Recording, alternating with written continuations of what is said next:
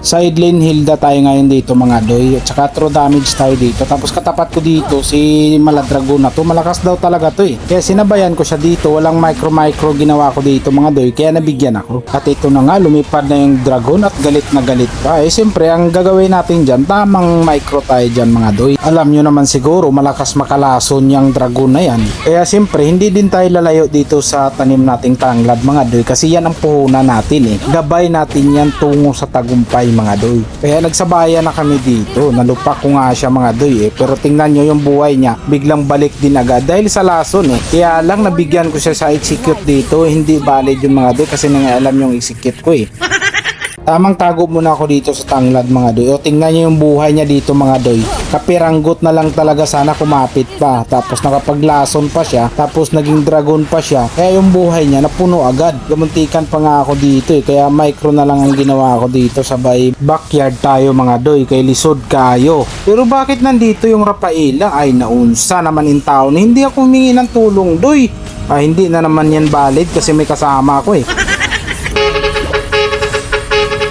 Uy, naunsa, wala na palang minions mga doy. Kaya dumalagan ako dito kasi papunta na yung dragon na to. Ang bilis pa naman niya.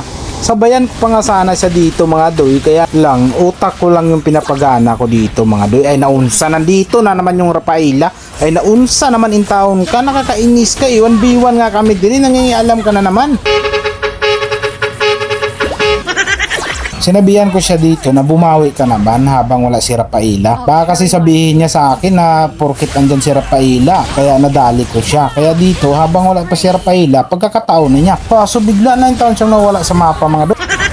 Sa bayan nakaagad kami dito mga doy, pero iwas tayo dun sa kumunoy na yun. Kaso di putar, bigla na naman siyang nawala sa mapa.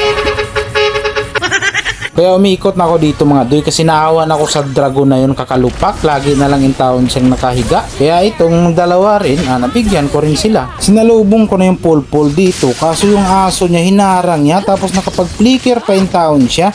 Nya, magunsa ka na lang ani karon doy.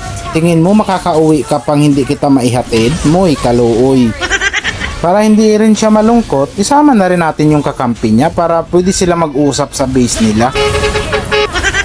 Ganito talaga kasakit yung Hilda mga doy pag naka-physical attack talaga siya. Ay mga kalaban, gini mo maluoy na lang yun in taon ka. Kaya saglit lang in taon sila mawala na agad sa mapa. Kita mo yung isang mata, so sobrang taranta yung flicker niya, natulak in taon siya. Pero akala siguro niya makaligtas pa siya.